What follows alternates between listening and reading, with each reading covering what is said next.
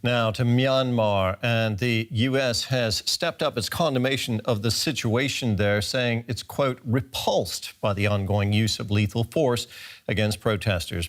Two officials from the overthrown NLD party have died in police custody since Monday.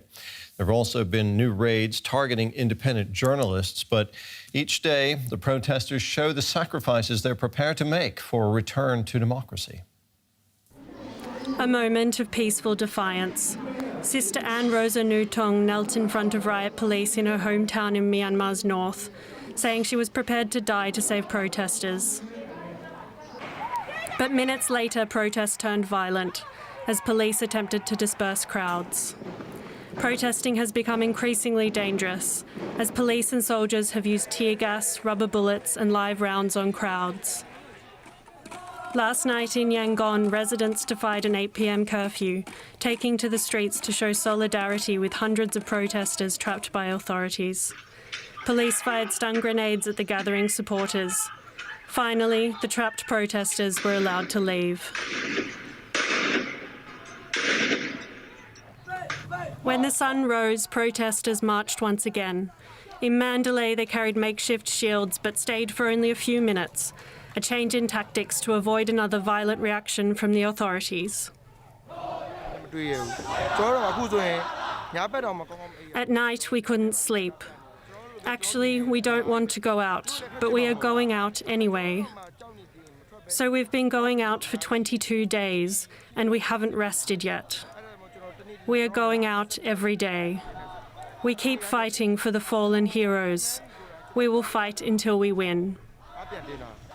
The military also attempted to suppress the spread of information, revoking licenses for media outlets and detaining journalists. From the day one military coup on 1st February, they pulled the plug off our signal on digital terrestrial broadcast system, but we managed to report back on satellite and also on social media. On top of that, we already got 2 journalists arrested, one in May and one in Pay. And just now, there are 2 other senior journalists got arrested in Yangon recently. Protesters say they will continue to gather across the country, daily acts of defiance in the face of mounting risks to their lives and freedom. Well, for more now, I'm joined by Tinza Shunle Yi, a pro-democracy activist in Yangon in Myanmar. Thanks for being with us. I understand you've been out demonstrating today. You and the other protesters know that the army's prepared to use violence against you. Dozens have been killed. How does that affect you? When they kill people out on streets, we have a mixed feeling. The first is kind of being scared, like what they could do to us. They are able to kill us, bluntly. So this is the first feeling. And the second feeling, we feel anger. We feel anger that they've been doing this for so many years, not just to us, to the Rohingya people, to the ethnic minorities for so many years.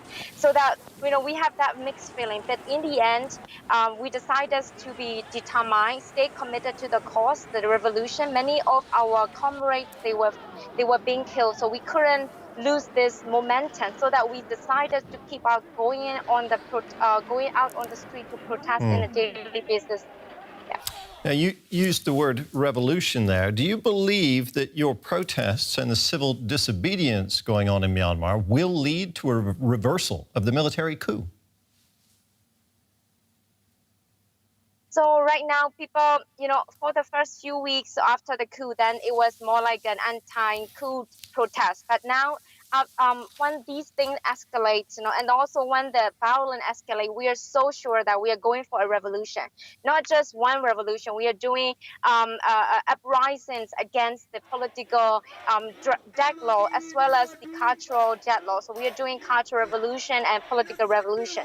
So we don't think the military will just, give up what they have done and say, we surrender you. We have to fight, so that we have already made a decision and already chosen a radical path, to keep on going to form our own government. So now the leading party is just form a government, and we are supporting that. Also, they are in negotiation with the political dialogue with all the stakeholders inside the country without military. This is a rare moment for us. We don't think about the military inclusion anymore. So is this a democratic revolution? Yes, it was not just about democratic. We are all marching together towards a federal democratic nation. So we are looking forward to draft a new constitution that can guarantee democratic rights, our basic rights, and the federal rights for all the ethnic minority in the country. So we all are now having political dialogue with the ruling party, the legitimate government, and with the ethnic minorities. Shinza Shunlet Yi in Yangon, thank you very much.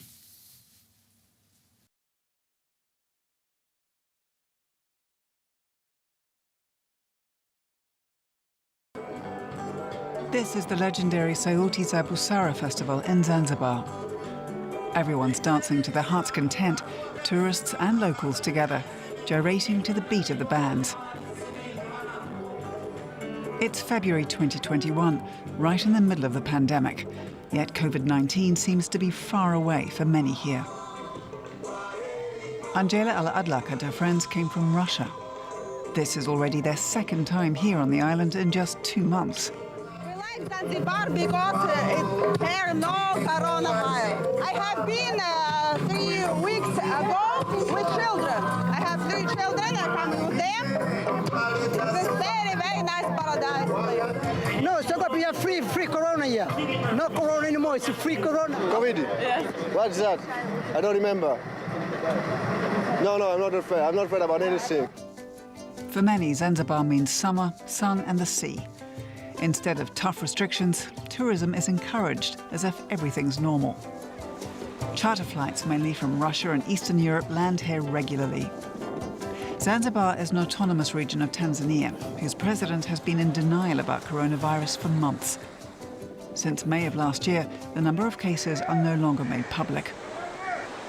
Everything's under control, according to the acting health minister of the island. So far, it has been going on very well. People are coming and making sure they are adhering to those standards. We've not had any cases that the government must take this very serious. Journalist Taleb Usi begs to differ. He says coronavirus is spreading across the island. Because he reported on it, he's been banned from practicing his profession for several months. He says coronavirus has become a taboo subject. We see so many people. We see a lot of people dying. And they say a lot of people die because they can't breathe. We're not used to seeing someone who can't breathe properly or has a bad cold. But if you look at that, then you can see that it's the same symptoms as with COVID-19. Usi is demanding stricter measures to protect the people on Zanzibar. However, he says the government wants to keep tourism running at any price because it's so important for the island. A lot of people, like tour guide Kasim Hamdu Mohammed, are dependent on tourists for their livelihood. He's happy he can now accompany a group from Bulgaria. He's been working in the sector for 5 years and has even learned German for the many German tourists who used to come before the pandemic struck. Then for months there was hardly any work. That changed when the island promoted tourism again. The 30-year-old says at least he's earning money again to provide for his family. He says he's not scared that tourists might bring coronavirus to the island. I think hunger is worse than corona. If no tourists come, then people will starve. That's worse. Many people, however, are acting irresponsibly, says German Sabine Emmerich from Zanzibar's biggest tourism agency. She says that a huge black market for negative coronavirus certificates for tourists has been thriving on the island for quite a while. She's made sure her employees understand the disease. In their tour buses, everyone has to wear a face mask, including the tourists. Emmerich says tourism is possible if you take the right protective measures. It's about travelling responsibly. Now that the pandemic has been around for a year, everyone in the world should know what it is, how the disease can spread, and what you can do to protect yourself. Last month, the first vice president of Zanzibar died of COVID-19, according to his party. That may have given pause to rethink things. Indeed, now authorities are asking people to wear masks and keep a safe distance.